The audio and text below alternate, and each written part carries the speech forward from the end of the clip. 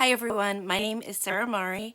I'm one of the librarians at Portland Public Library in Portland, Maine, and I'm here with another read aloud from the Encyclopedia Brown books that we've been reading.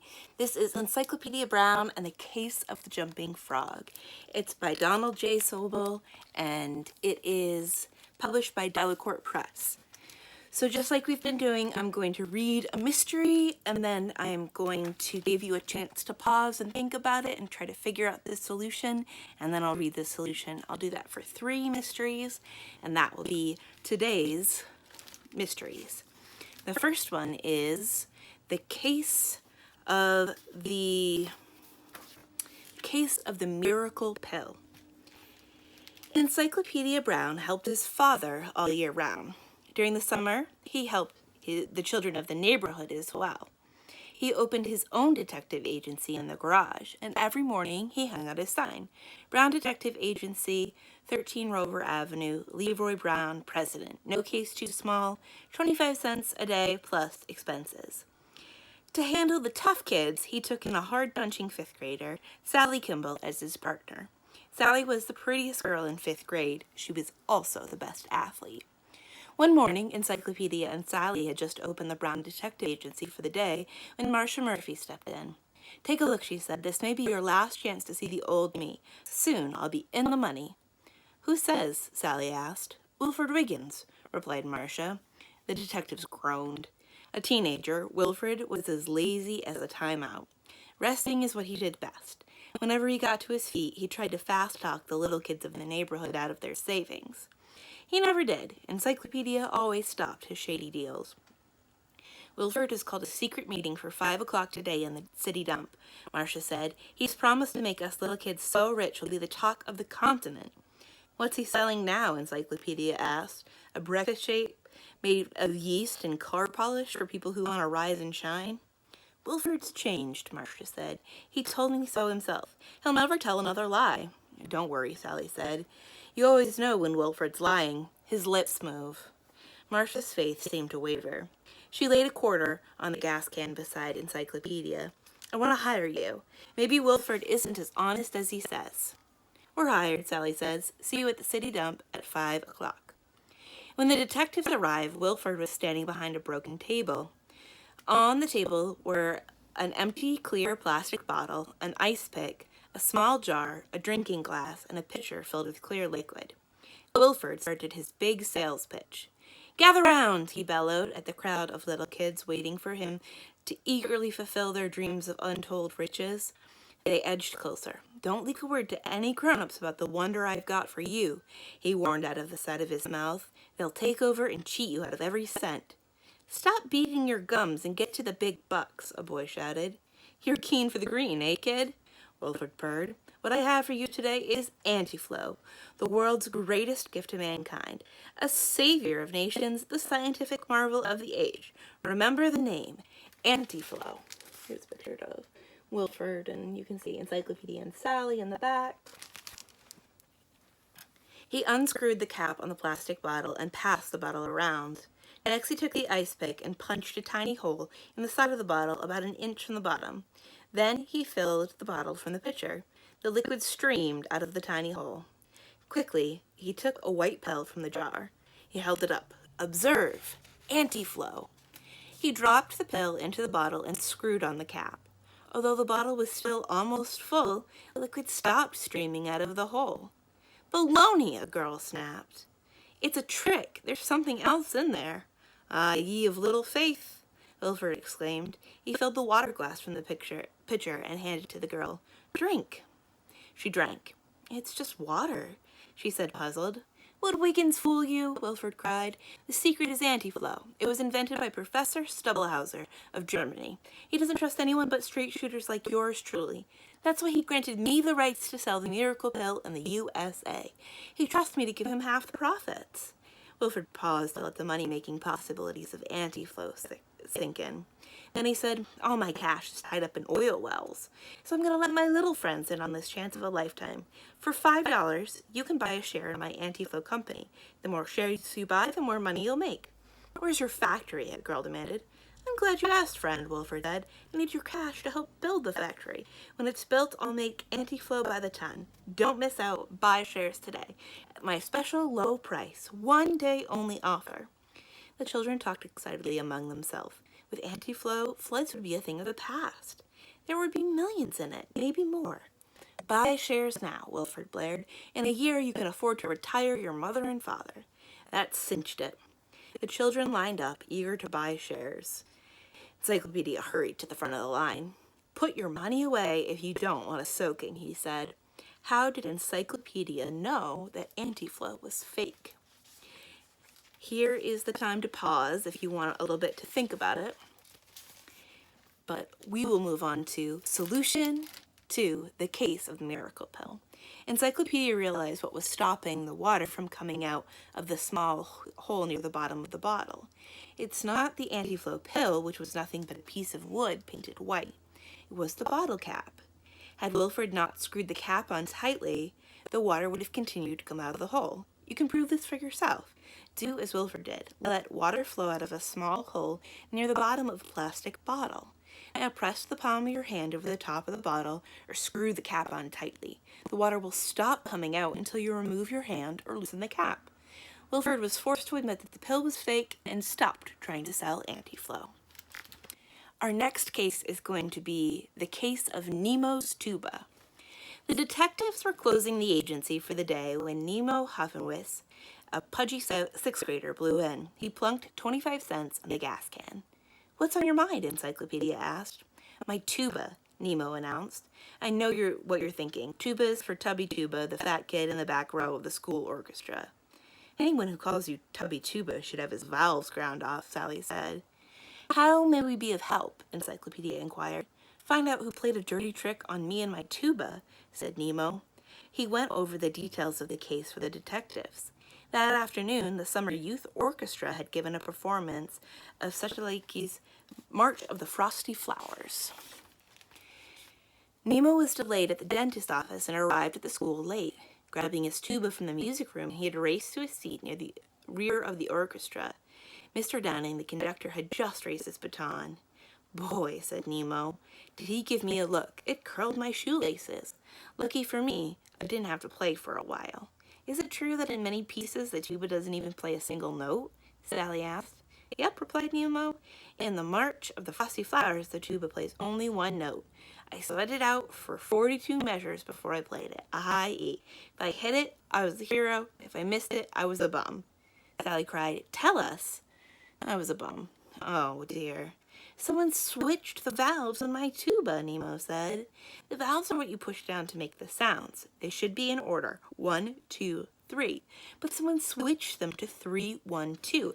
You can't tell just by looking at it if they're in the right order or not. You have to blow. Who could have switched them? Sally asked. Anyone, Nemo said. The instruments belong to the school and they're kept in the music room. Kids can practice there or take the instrument home. Lugging your tuba home will flatten your feet flatter than a flat iron, Sally warned. You're so right, replied Nemo. That's why the school doesn't allow students to take home the 2 bass fiddles or the tuba. I practiced the tuba yesterday until the janitor locked the music room for the night. Do you suspect anyone? Sally asked. Alma Higgins, Nemo said instantly. The instruments were handed out in the fall. I got the tuba, but Alma had wanted it so she could show that a girl is strong enough to carry it. But I was there a minute before her, and she had to settle for a trumpet. I shouldn't have made her mad enough to pull such a dirty trick on you, Sally said. There's more, Nemo said. This morning I was throwing a baseball with Mitch Jennings on his front lawn. Alma rode by on her bike, and I threw wide. The ball whacked her on the foot, and she fell off her bike. Oh boy, she was mad. That isn't a good idea to make Alma mad, Sally said. She's a hothead. The throw was an accident, Nemo said, but the fall hurt her. Her lip was cut and bleeding a bit, and she was limping. I was sorry, and I tried to apologize. You should have heard what she said to me. Alma could have snuck it into the school before the performance of March of the Frosty Flowers and switched the valves on your tuba, Sally said, limping or not. I believe it's time to question Alma, Encyclopedia said. On the way to Alma's house, he stopped at the school to speak with Mr. Downing, the conductor. When Encyclopedia came out, he said, "Mr. Downing told me that Alma telephoned him before the concert. She said she had hurt herself falling off her bike this morning, and she was staying home to rest and practice the trumpet." At Alma's house, Sally rang the doorbell. Alma opened the door. "What's the squawk?" she demanded, glaring at Nemo. "I just remembered," Nemo whispered to Encyclopedia. "I don't want to be here." Sally stepped fearlessly up to the bigger girl. "We think you switched the valves on Nemo's tuba. You wanted him to miss his one big note, a high E. So Mr. Downing would think that I wasn't good enough and kick me out of the orchestra," Nemo put in, his courage up. "Then you'd take over the tuba." "Think again, Mousehead," Elma snarled. "I wasn't near the school today," Sally demanded. "After I telephoned Mr. Downing to tell him I couldn't make it today because I hurt my foot, I went to my room. I read and I practiced the trumpet." "How come we didn't hear you playing?" Sally demanded. "I quit practicing a few minutes ago," Alma said. "Besides, I use a mute. I can barely be heard in the next room. I'm the kind who respects the ears of others. Now bye-bye, you sand fleas." She shut the front door with a bang. "I sure hope she's guilty," declared Nemo. "If she isn't, she's going to make me pay for saying she is. Maybe I ought to give her the tuba and take up barrel jumping." "Don't," Encyclopedia said. "I'll switch the valves." How did Encyclopedia know? If you want time to figure it out, now is the time to pause. Here's the solution. Alma wanted to get even with Nemo for beating her to the tuba and knocking her off the bike. So she telephoned to Mr. Downing, the orchestra conductor, and she told him that she was hurt and couldn't get to school to play in the March of the Frosty Flowers. She promised to practice the trumpet at home. Alma thought that gave her an alibi. How could she have switched the valves on the tuba if she wasn't at the school? But Encyclopedia knew better. She had hurt not only her foot, but her lip, too. It was bleeding when she fell off the bike. She couldn't have been at home blowing a trumpet with a cut lip, because when you blow a trumpet, you have to make a buzzing sound with your lips, like... Caught in the lie, she confessed. She had switched the valves on Nemo's tuba. Mr. Downing moved her from the trumpet to the triangle. Nemo kept the tuba. All right, we have one more mystery for today, which is the case of the ring and the reef. Hector Haywood was nearly in tears when he came to the Brown Detective Agency. "Bugs, meaning that no good bully," he wailed. "Oh, no, not Bugs again," exclaimed Sally. Bugs was the leader of a gang of tough older boys. When Encyclopedia and Sally weren't around, they bullied the little kids in the neighborhood. The boys called themselves the Tigers, but they should call themselves the Spurs. They always arrived on the heels of trouble. Sally often said that Bugs was quite accomplished for a boy with the IQ of a refrigerator door. "What's Bugs done now?" Encyclopedia asked Hector. "He stole Mrs. Van Colling's diamond ring from me," Hector replied. He explained. He'd been at the beach the day before. He'd found a ring in the sand. The ring hadn't looked valuable, but he'd taken it home. This morning, the Idaville Gazette had a story about the ring, Hector said. "It's worth a lot of money, and there's a reward for finding it." The newspaper said that the ring belonged to Mrs. Van Colling. "I read the story," Encyclopedia said. "Mrs. Van Colling thought she had lost it while scuba diving at Warren Reef. She hired 2 divers to search for the ring. They didn't find it." "That's because she lost it on the beach," Hector said. "I was returning the ring when Bugs and 3 of his tigers stopped me a block from their house. They asked me where I was going, and like a dummy, I told them. They turned me upside down, and they shook me until the ring fell out of my pocket." Hector laid a quarter on the gas can. "Get the ring back. I found it. I should get the reward, not Bugs." Encyclopedia agreed. "We'll go see Bugs." "You go," Hector said. "I'm about to do what any red-blooded coward would do. Go home. Bugs is too rough for kids our age." "Except for one," Encyclopedia said. "Sally has straightened him out before." That was true. The last time that Sally and Bugs had fought, the toughest tiger had taken it right to the nose. His eyes had rolled up far enough to see his brain. For a full minute he had staggered around as if looking for the rest of himself. "Okay, I'll go with you to see Bugs," Hector said, "but you better have an escape plan." The Tiger's clubhouse was an unused tool shed behind Sweeney's auto body shop. Bugs was sitting on a crate out front. He had a deck of cards and was practicing dealing himself all of the aces. You can see Encyclopedia and Sally and Bugs. When he spied the detectives and Hector, he growled, "Well, well, well, the little goody-goods." His lips curved into a sneer. "Go adopt an egg." Don't get your dandruff up, Bugs, Sally said. Hector told us he found Mrs. Van Colling's ring on the beach yesterday. He says you took it from him. What's this? Bugs growled. You dare accuse Bugs Meany, the idol of America's youth, of being a common thief? I found the ring. I'm waiting until I think Mrs. Van Collings has had her breakfast before I return it. I'm a gentleman. He took a step towards Hector, his teeth bared. I don't think he wants to be friends, Hector whispered to Encyclopedia. I have what I believe is a very good idea. Run for your life. Encyclopedia grabbed his arm and held him. Stay calm, the detective said.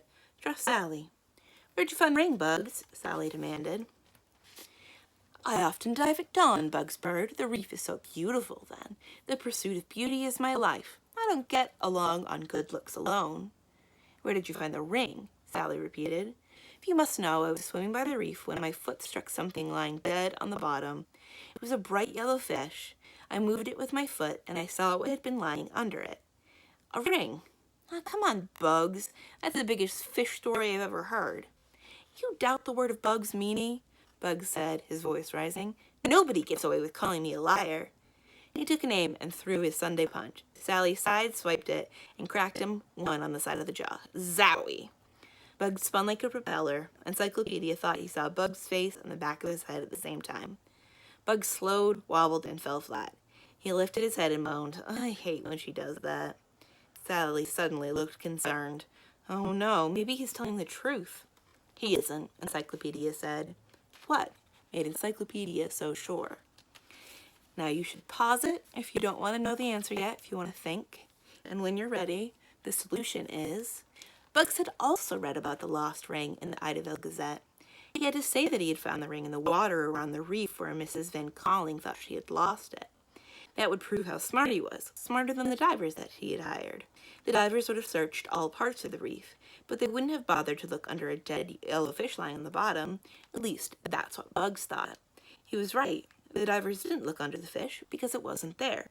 Fish that haven't been dead long enough to lose their color don't sink to the bottom. They float near the surface. Caught like a fish out of water, Bugs admitted taking the ring from Hector. Truth, he decided, hurt less than Sally's fists, and he gave back the ring. Hector received the reward, a wristwatch that told time underwater. Those are our 3 cases for today. We have been reading from Encyclopedia Brown and the Case of the Jumping Frogs by Donald J. Sobol, published by Delacorte Press. Once again, my name is Sarah Mari. I'm one of the librarians at Portland Public Library in Portland, Maine. Thank you for listening, and join us tomorrow for 3 more mysteries. Bye.